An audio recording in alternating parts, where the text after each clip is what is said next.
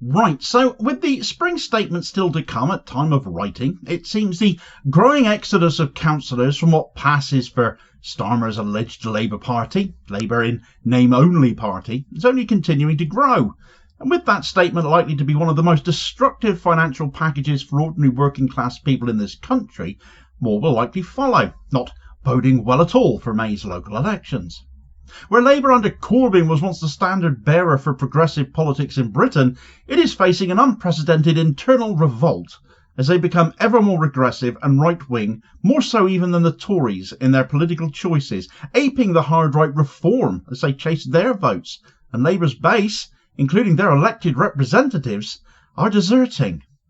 Over the past week, a wave of resignations by Labour councillors across the country has been observed, but most notably in Dudley, as I covered in a video the other day, that has exposed the deep disillusionment with Keir Starmer and Rachel Reeves' rightward shift to the Labour Party, particularly their embrace of austerity policies and ardent and unforgivable refusal to tax wealth, instead opting to tax work and clobber the elderly, disabled and children instead.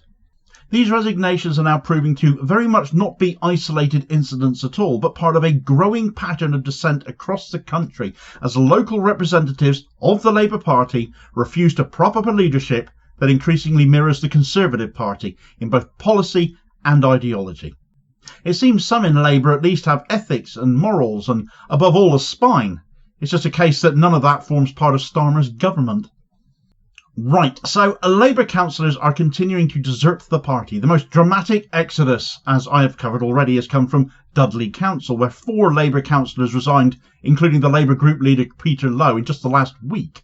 And it was one of those other councillors, Councillor Carl Denning, who said the other day that he expected 1 or 2 more on that council to quit as well.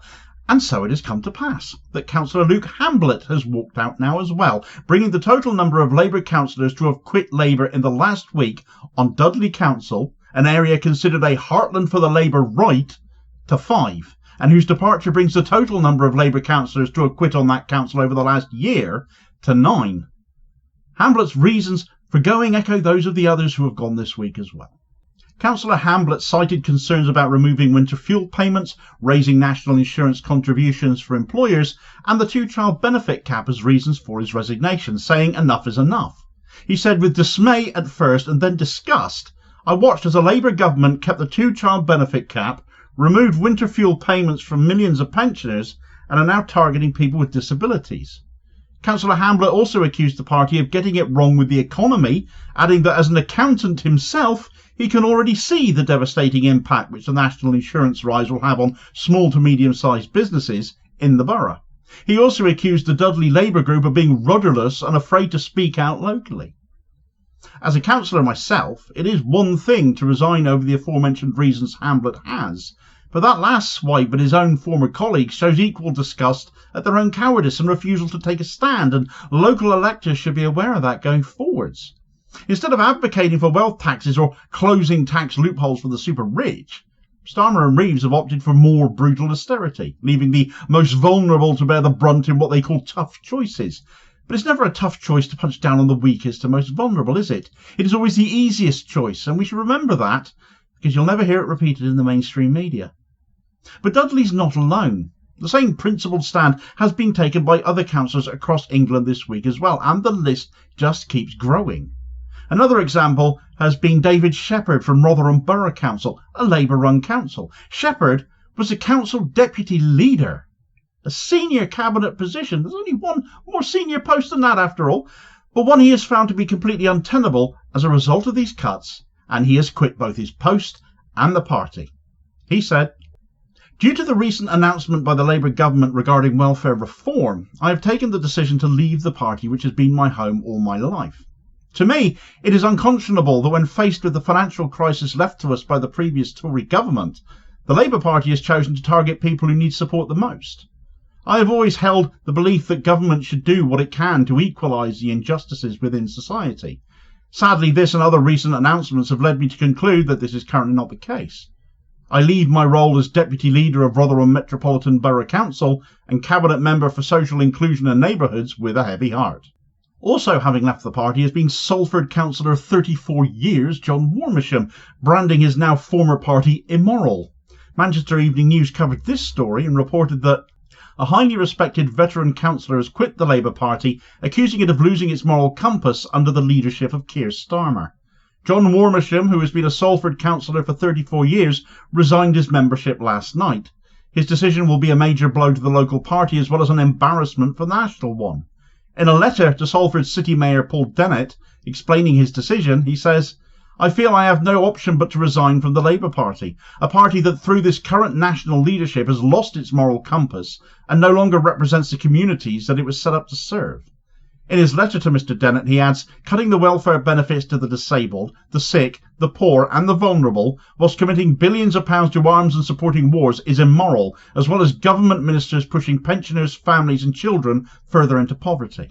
Another that has gone has been Mike Hawkins of Cumberland Council, who has slammed Starmer's leadership as indistinguishable from the Tories. Before resigning, a statement he issued read, "Today I have resigned my Labour Party membership. Everyone has their limit. Unfortunately, and it is with great sadness and regret that the hard-right Labour leadership has finally pushed me to mine, with its decision, announced formally today, to target the most vulnerable in our society with devastating cuts to support for sick and disabled people. This Tory-style Labour government under Starmer, Streeting and Reeves are forcing more Tory reform-style cuts and austerity onto our already struggling country. Under Starmer, Streeting and Reeves, Labour has been forced to move so far away from traditional Labour values that even for me, a centrist in the Labour Party, who has been a Labour member since John Smith and a Labour councillor since Gordon Brown, I no longer feel welcome." No rotten lefty there. And he's now actually the second Labour councillor on Cumberland Council to have quit, another having done so for very similar reasons back at the end of January. So this is all part of a growing trend. You have to appreciate, and I got a bit of stick for this on my other video about the other Dudley resignations, that for a councillor quitting to even make the news is generally someone of some local renown, someone who is well known. You have to appreciate how many around the country may be quitting that therefore do not actually make the newspapers, when so many who are more notable are.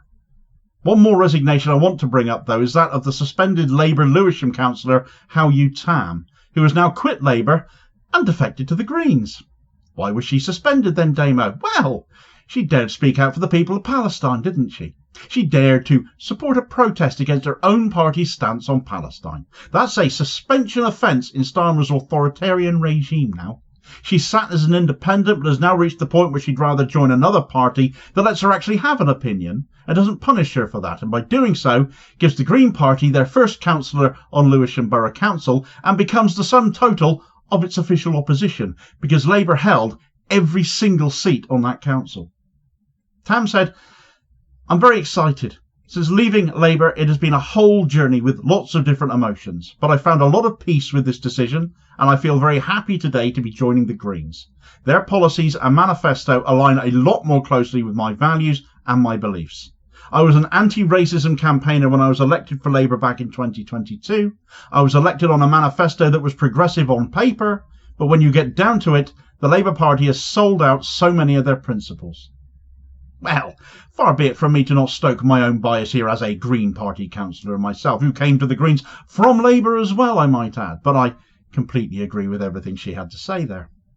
The common thread in these resignations is one of betrayal. Labour was founded to represent the working class, yet under Starmer it has embraced fiscal conservatism, welfare cuts and tax policies that favour the wealthy, and we will see more of that in the spring statement. No more the party of the working class, no more the party of workers, they're the party of work, therefore the party of the bosses. The councillors resigning are not fringe figures. Many are long-serving representatives with deep roots in their communities. Not all of them are left-wing either. As I said, they wouldn't be making the press if not for some significant interest in their departures. Their departures signal that Labour's shift is not just unpopular with activists, not just unpopular with the left, but with those actually delivering local services now as well. When councillors like Wormesham and Shepherd, who have spent decades fighting for Labour values, walk away, it suggests a party that has very much lost its moral compass, as Wormesham said, and everything it ever stood for. With the spring statement still to come at time of writing, I'm not expecting much from it. There are fears that further austerity measures, whether from the Tories or tacitly accepted by Labour, could trigger even more councillor resignations. If Starmer and Reeves continue to rule out wealth taxes while endorsing cuts to public services, cuts to the lowest incomes, how many more Labour representatives will decide they can no longer stomach staying? I am expecting more in the days to come as the ramifications of the spring statement get digested. The danger for Labour is that these resignations will embolden alternatives, though. And so it should. The Green Party, independents, other left-wing breakaway groups can and will capitalise on this discontent, because that is now the path of progressive politics. It is no good being tribal and sticking with Labour, still clinging to hope that there will be change, because it should be becoming patently more obvious. There will not be any, not with Starmer and Reeves in charge. In councils where Labour holds slim majorities, defections and certainly the upcoming local elections could cost them control, undermining Starmer's claim that Labour is the only viable alternative to the Tories, as if him turning Labour into the Tories wasn't obvious enough about that. For those who believe in progressive politics, though, for those who want change in this country, the question now is, do you stay and fight within Labour, which surely must be obvious now to be a waste of time, or leave and be part of something new and progressive once again? Seems like a no-brainer to me. I took the step already. I've never been happier. If elected officials are seeing the light, why can't you? For more on the situation in Dudley, particularly a signpost to catastrophe for Starmer and co as that one is, do check out this video recommendation here as your suggested next watch. Please do also hit like, share and subscribe if you haven't done so already, so as to ensure you don't miss out on all new daily content, as well as supporting the channel as well, which is very much appreciated, and I will hopefully catch you on the next feed. Cheers folks.